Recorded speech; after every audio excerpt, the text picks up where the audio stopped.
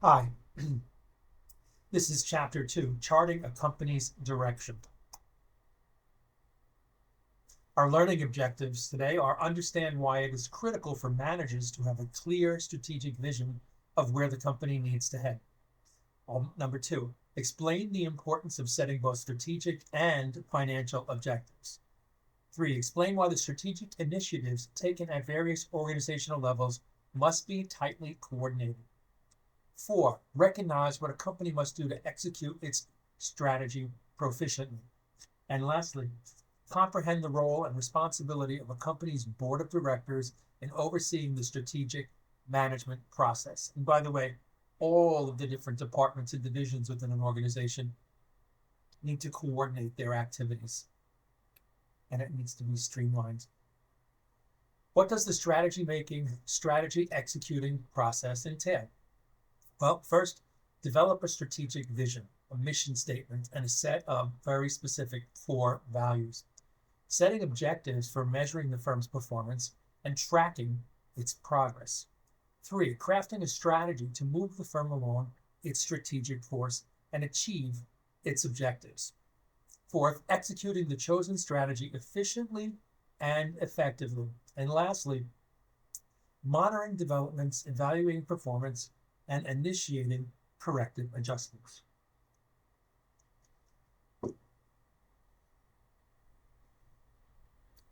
The strategy making, strategy execution process. So stage 1, develop a strategic vision, mission, and core values. Stage 2, setting objectives.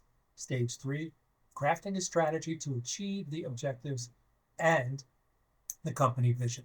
4, execute the strategy. And 5, monitor developments, evaluating performance, and initiating any corrective adjustments that are required. And then you revise as needed in light of the company's actual performance, changing conditions, new opportunities, new ideas, new people coming to the organization, people are leaving, got to adjust where it's necessary. Factors shaping decisions in the strategy making, strategy execution process include external considerations. Does sticking with the company's present strategic course present attractive opportunities for growth and profitability? What kind of competitive forces are industry members facing, and are they acting to enhance or weaken the company's prospects for growth and profitability? What factors are driving industry change, and what impact on the company's prospects will they have? How are industry rivals positioned, and what strategic moves are they likely to make next? What are the key factors of future competitive success? And does the industry offer good prospects for attractive profits for companies possessing those capabilities? And then we have internal considerations. And these include, does the company have an appealing customer value proposition? What are the company's competitively important resources and capabilities? And are they potent enough to produce a sustainable competitive advantage? Does the company have sufficient business and competitive strength to seize market opportunities and nullify external threats?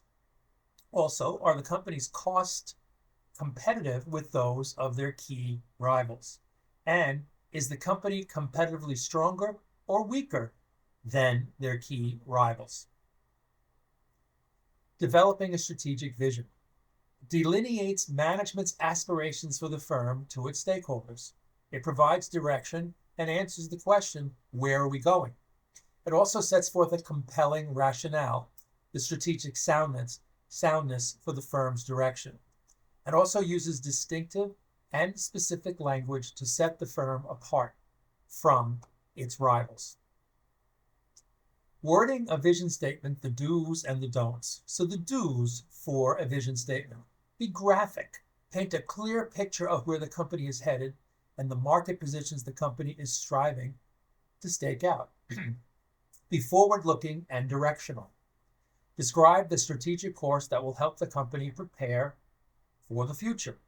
Keep it focused. Focus on providing managers with guidance in making decisions and allocating resources. Have some wiggle room. Language that allows some flexibility allows the directional course to be adjusted as market conditions, customer and technology technology circumstances change. Here are the don'ts. Don't be vague or incomplete. Never skimp on specifics about where the company is headed or how the company intends to prepare for the future. Don't dwell on the present. A vision is not about what a firm once did or does now. It's about answering that question, like I said before, where are we going? Don't use overly broad language. All-inclusive language that gives the company license to pursue any opportunity must be avoided. Don't state the vision in bland or uninspiring terms. The best vision statements have the power to motivate corporate personnel and inspire shareholder confidence about the company's future. The do's. Be sure the journey is feasible. The path and direction should be within the realm of what the company can accomplish.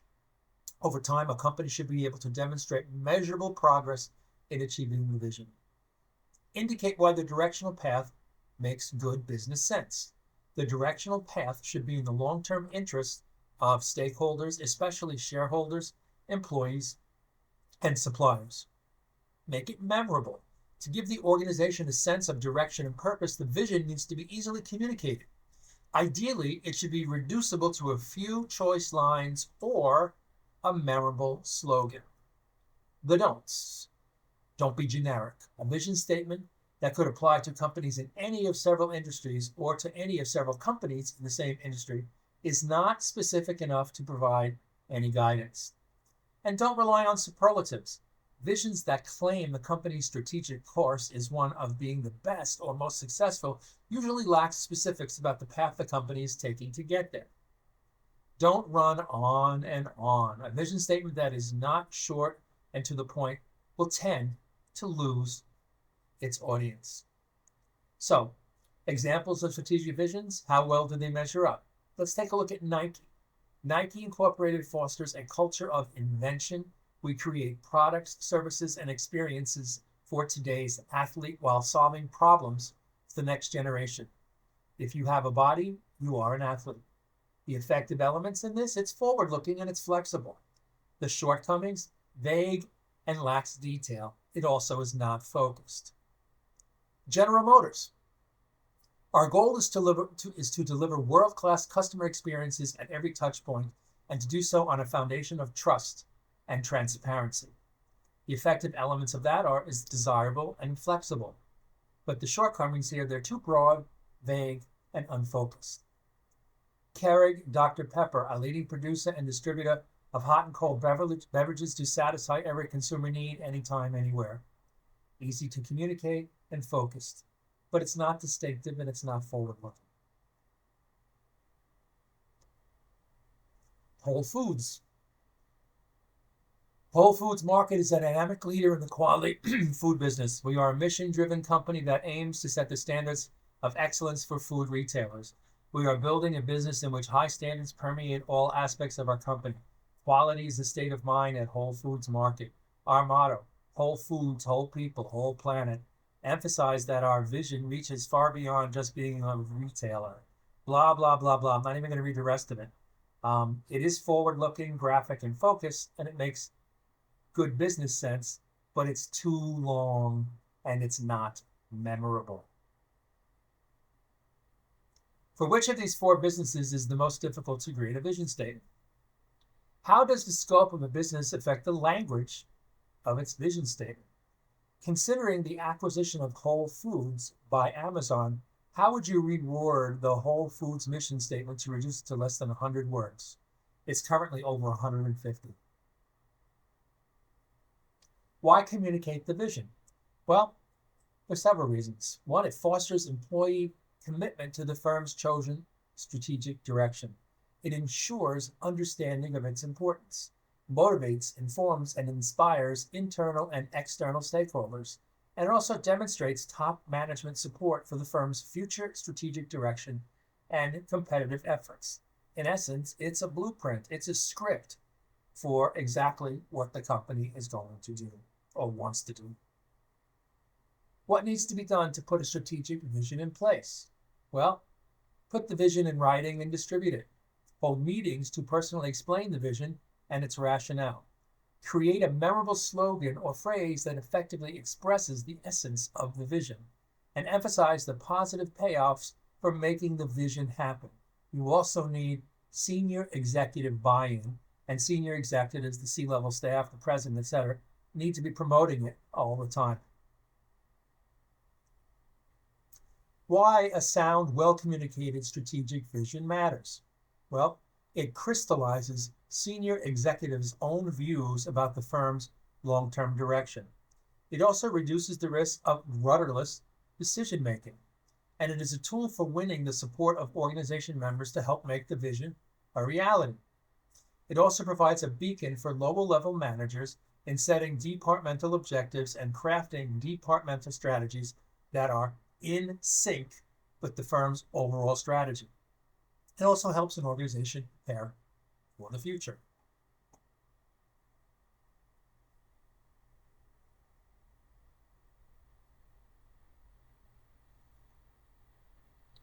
A well-conceived company mission statement uses specific language to give the firm its own unique identity. It also describes the firm's present purpose, who we are, what we do, and why we are here. It also focuses on describing the firm's business, not on making profit. Earning a profit is an objective, is not a mission.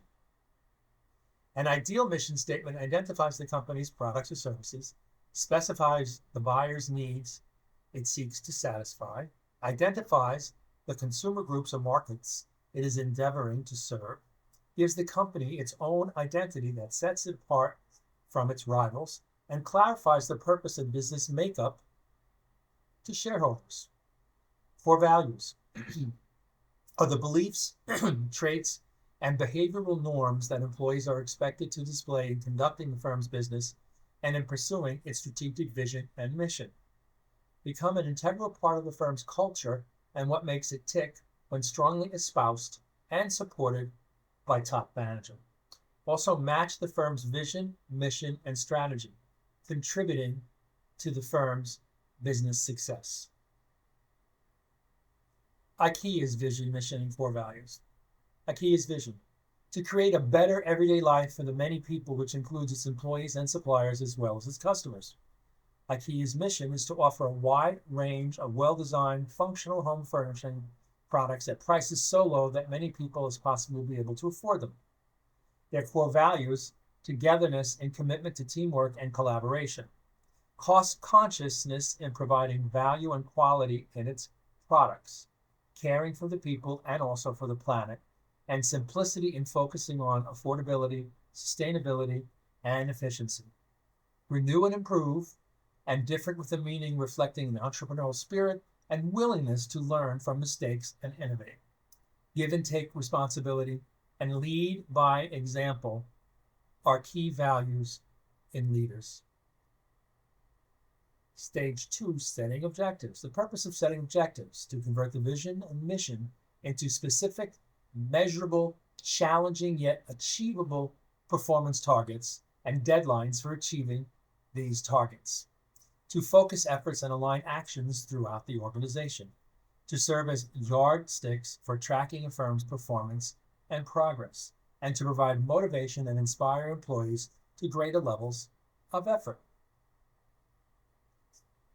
The characteristics of well-stated objectives. They're specific, they're quantifiable, which is measurable, challenging, which motivates, and a deadline for achievement, time limited. Setting stretch objectives. Setting stretch objectives promotes better overall performance because of stretch targets. Push a firm to be more inventive. Increase the urgency for improving financial performance and competitive position. Cause the firm to be more intentional and focused in its actions. Create an exciting work environment and attract the best people. And help prevent internal inertia and contentment with modest gains in performance. The company needs to be hungry to achieve. Cautions about stretch goals. They need to be realistic, definitely reachable with a strong and coordinated effort on the part of company personnel. Overly ambitious stretch goals are usually beyond the organization's capabilities to reach regardless of the level of effort. It involves radical expectations that often go unachieved and run the risk of killing motivation, eroding employee confidence, and damaging both worker and company performance. It can work as envisioned if the company has ample resources and capabilities and its recent performance is strong. Also, the company needs the right people in the right place. And if you're setting out all of these goals and you don't have the right people in place, you better find them because you're probably not going to reach your goals. What kind of objectives to set? For the financial objectives, communicate top management goals for financial performance. Are focused internally on the firm's operations and activities. The strategic objectives are the firm's goals related to market standing and competitive position. Are they focused externally on competing successfully against the firm's rivals? The need for short-term and long-term objectives. The short-term objectives focus attention on quarterly and annual performance improvements to satisfy near-term shareholder expectations. On the long term, focus consideration on what to do now to achieve optimal long-term performance. Help pose a barrier to overemphasize achieving just the short-term results and postponing or delaying actions needed to achieve the long-term performance targets. Here's some examples of common financial objectives. An X% increase in annual revenues. Annual increases in after-tax profits of X%. Annual increase in earnings per share of X%. Annual dividend increases of X%. Profit margins of X%. An X% return on capital employed or return on shareholders' equity investment. Increase shareholder value in the form of an upward trending stock price. Bond and credit ratings for X. Internal cash flows of X dollars to fund capital investment. If you can increase your cash flows to fund capital investment, then you don't have to borrow money and pay interest on that. Examples of common strategic objectives. Winning an X% market share. Achieving lower overall costs than rivals. Overtaking key competitors on product performance or quality customer service. Deriving X% of revenues from the sale of new products introduced within the past 5 years. Having broader or deeper technological capabilities than rivals. Having a wider product line than the rivals. Having a better known or more powerful brand name than the rivals. Having a better known or more powerful brand name than the rivals is important because that will get you name recognition, and I think you'll have a much better competitive advantage if people are more familiar with your products than your rivals. Having stronger national or global sales and distribution capabilities than rivals, and getting new or improved products to market ahead of rivals. But the need for a balanced approach to objective setting is important. A balanced scorecard approach. Does that sound familiar to anybody here?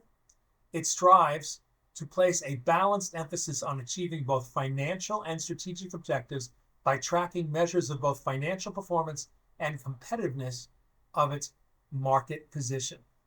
Remember when I talked about last time when we met, we had the simulation, and we talked about all of the different departments had to be in sync for the objectives.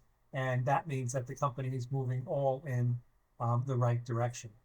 So the 4 dimensions of a balanced scorecard include the financial objectives, the objectives related to customers in the market, internal process objectives related to improving productivity and quality, and organizational objectives concerning human capital, culture, infrastructure, and innovation.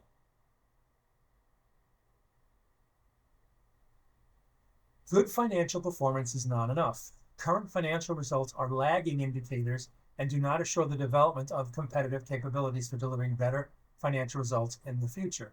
Remember, we're looking in the rearview mirror for performance because it's what's happened in the past. Setting and achieving stretch strategic objectives signals improvements in a firm's competitiveness and strength in the marketplace. Ongoing good strategic performance is a leading indicator of a firm's increasing capability to deliver improved future financial performance. Break down overall performance targets into targets for each of the organization's separate units. It fosters setting low-level performance targets or outcomes that support achievement of firm-wide strategic and financial objectives. It extends the top-down objective setting process to all organizational levels. Examples of company objectives for Yum Brands, Lululemon, Athletica, and General Mills. Which company included the most specific strategic objectives in its list of objectives? Which company has the shortest term focus based on its objectives? Which has the longest focus? And which company's listing of objectives appears to best fit the 4 dimensions of balanced scorecard concept? Stage 3, crafting a strategy. Strategy making addresses a series of strategic hows. It requires choosing among strategic alternatives. It should always entail actions to do things differently from competitors rather than running with the herd. If you want competitive advantage, you have to be different. It's a collaborative team effort that involves managers in various positions at all organizational levels. Everyone needs to be rowing in the same direction. The Chief Executive Officer, the CEO, has the ultimate responsibility for leading the strategy-making process as the strategic visionary and chief architect of the strategy. Senior executives fashion the major strategy components involving their areas of responsibility. Managers of subsidiaries, divisions, geographic regions, plants, and other operating units, and key employees with specialized expertise utilize on-the-scene familiarity with their business units to orchestrate their specific pieces of the strategy.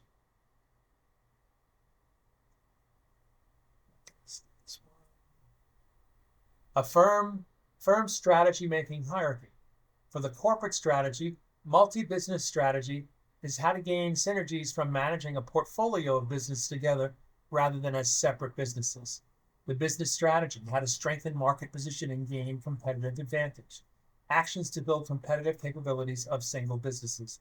And monitoring and aligning lower level strategies. A firm's strategy making hierarchy. There are functional area strategies.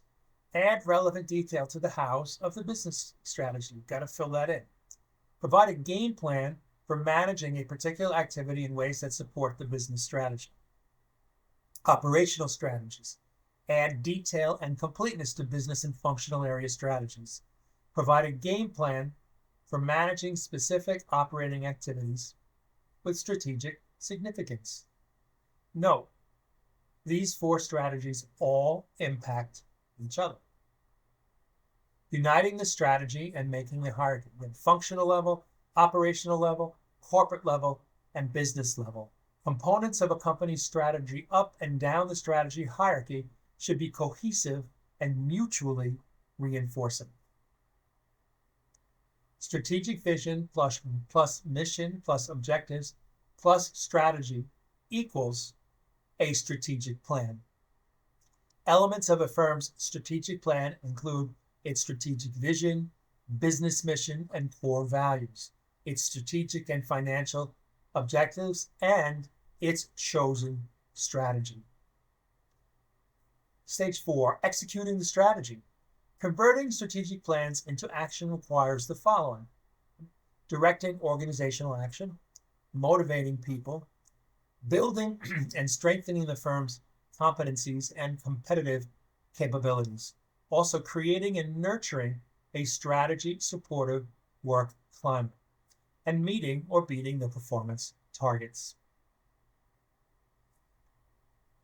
Managing the strategy execution process includes creating a strategy supporting structure, staffing the firm with the needed skills and expertise, developing and strengthening strategy supporting resources and capabilities, allocating ample resources to the activities critical to strategic success, ensuring that policies and procedures facilitate effective strategy execution, and organizing work effort to best achieve best practices. Also, Installing information and operating systems that enable company personnel to perform essential activities. Motivating people by tying rewards and incentives to the achievement of performance objectives. Creating a company culture conducive to successful strategy execution. And exerting the internal leadership needed to propel implementation forward. Stage 5, evaluating performance, initiating corrective adjustments. Evaluating performance, decide whether the enterprise is passing the 3 tests of a winning strategy, which are good fit, competitive advantage, strong performance. Initiating corrective adjustment, deciding whether to continue or change the firm's vision and mission, objective strategy, and strategy execution methods, and then apply lessons based on what the organization has learned, or basically organizational knowledge. Now, the role of the board of governors in corporate governance is important because there are certain obligations that the board of directors have. They are responsible for overseeing the firm's financial accounting and reporting practices compliant with GAAP principles, critically appraise the firm's direction, strategy, and business approaches, evaluate the caliber of senior executives' strategic leadership skills, and also institute a compensation plan that rewards top executives for actions and results that serve stakeholder interests, especially the shareholders. Bear with me, I'm almost done. Achieving effective corporate governance. A strong, independent board of directors is well informed about the firm's performance, guides and judges the CEO and other executives. It can curb management actions the board believes are inappropriate, or unduly risky, and can certify to shareholders that the CEO is doing what the board expects. Also provides insight and advice to top management. Also is intensely involved in debating the pros and cons of key strategic decisions and actions. Corporate governance failures at Volkswagen. Why does the VW Advisory Board refuse to accept responsibility for the continuing series of management scandals that have plagued the firm for the past 2 decades? How has the government-mandated 2-tier governance structure promoted misconduct in the organization? And what must be changed at VW to restore stakeholder confidence in the firm? And we can discuss that. I'm going to have a discussion board regarding that, and we can continue that. So I thank you for listening. Thank you.